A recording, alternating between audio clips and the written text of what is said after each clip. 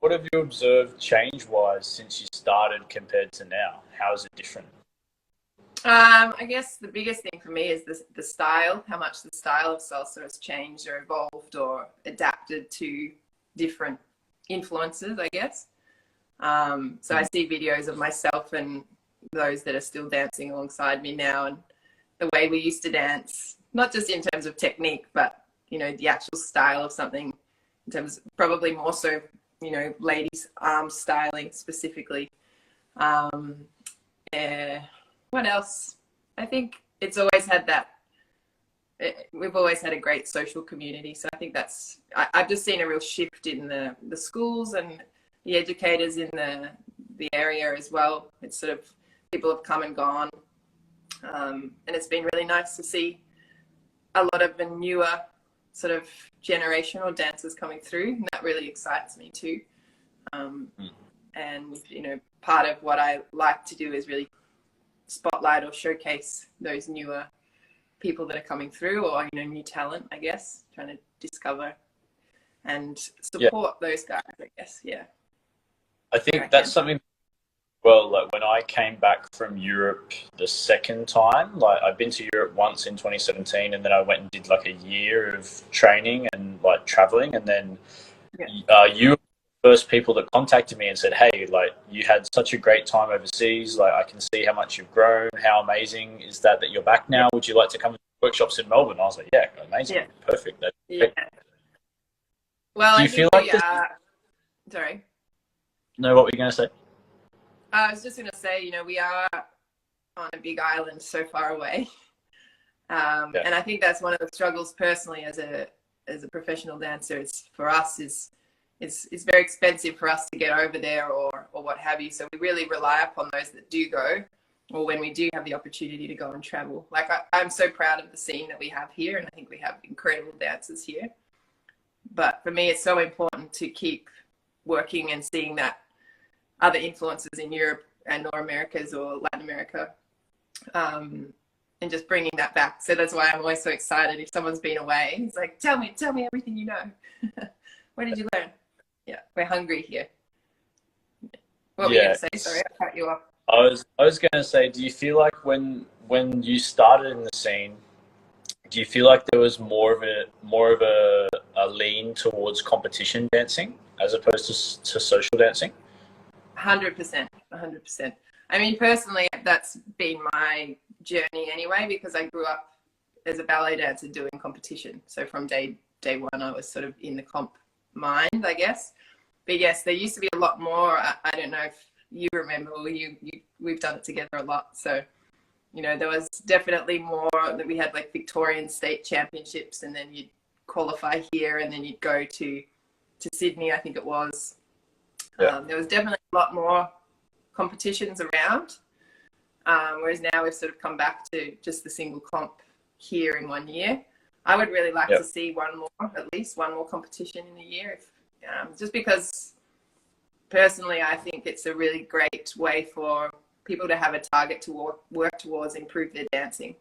And personally, I saw a lot of growth in my own dancing from doing comp, and I see it in my students that do it as well. Having said that, I'm a huge advocate for social dancing because, you know, we both love it.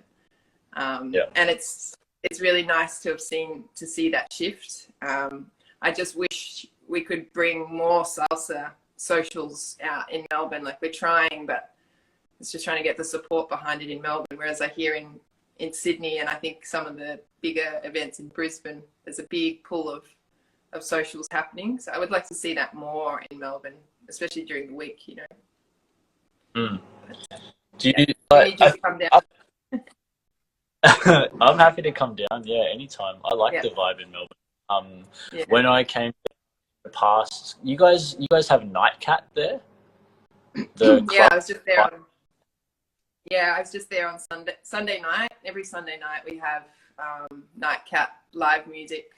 So on Sunday we had Tumbal Social were playing, and beautiful vibes. And we're very lucky to have that in Melbourne. And that's a great event that's every Sunday night. there's always great live music, and I guess that's a real treat that we have here. But again, I'm not sure. I wish we could have more of that, you know. It's like we have such amazing musicians here. Sorry? How long has it been running for? Ooh, Nightcap. Forever that I don't actually know when they opened, but it's been around since I think I actually accidentally went there with friends one night before I started salsa. And I remember watching everyone social dancing there and being like, wow, because I didn't understand the concept of, and Alex will laugh at me about this, the concept of lead and follow. He still teases me. Coming from a ballet background and choreography and competition, I was always like, oh, everything is set and choreographed and you have a way of doing it. Even, you know, exam work, everything's like a syllabus and structure. And coming to salsa, it took me a long time to get my head around that. Maybe I still struggle with that sometimes. So yeah, that's where I first saw social dancing, was at Nightcap. Yeah.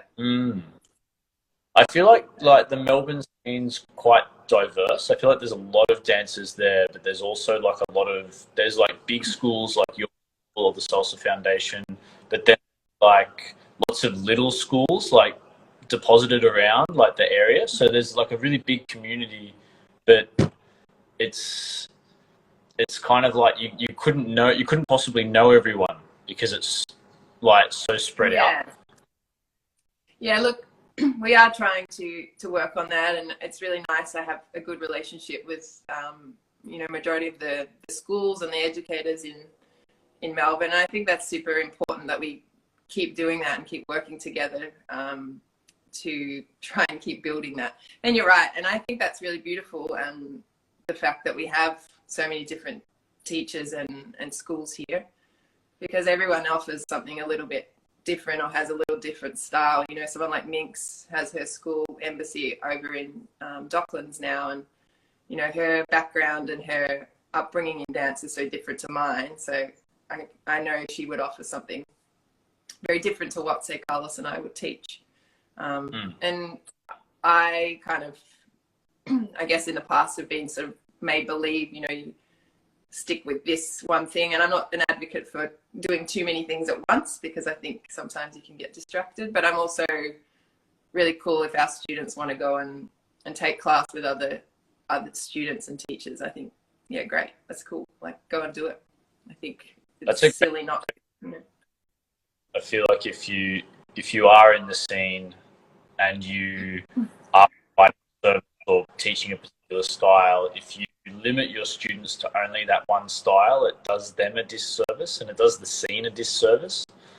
Yes. But one thing that I like about your parties is when I go to your parties, all the teachers from Melbourne are there. Like all the salsa teachers that still social dance are like at your parties. That's great. That's amazing. Yeah, look, all of us try to support each other's events. Like I can't remember who was there that night, but I mean, we still love, you know, enjoy going out social dancing. And if I had a choice, I'd go to a congress every weekend. But here we have like 4, so that's why I started an event, so I could have a congress to dance at. No, not really. That's viable reason. You know, I see, you know, Europe, and I know it's a little pocket of countries, and every weekend or every week there's like 4 different things to choose from, and I can see why you never want to be here anymore. I do be here, but only for like half the year. Short pockets. That's a lie. 2 months would be enough for you here. Yeah, it's kind of true. But the reason because of my students. So I love my students in Brisbane and like the one on the Gold Coast, and I feel like in a way I'm obligated to come back and share what I'm learning, because it's like you said earlier, it's hard for people to go overseas and upskill and train. So like some of my students have kids, or they have mortgages, or they have families, or their situations don't allow them to travel like for a year or 6 months like I do. So there's like a responsibility that I put on myself to come back and share that. But then when I'm back for too long, I'm like, oh, like I want to go again. Like I miss the social. there. So yeah, I'm trying to find a balance still. I think it's nice that you say responsibility, and we feel the same thing because as educators, or I guess creative people, like we got to the end of last year and you just feel really, I don't know if you feel the same. We feel, well, maybe not having traveled, but we feel really drained because we are really, really trying to give as much as we can to our students. And it's hard to keep putting out, whether that's just in class for, Shine's class or something like that, or if it's for choreographies. So we've really made an effort this year to set aside time for ourselves to travel and to take classes with other professionals, or, whether it's online or, actually going to see someone. Because I hate feeling like that when you're like empty in the tank, you need that something back.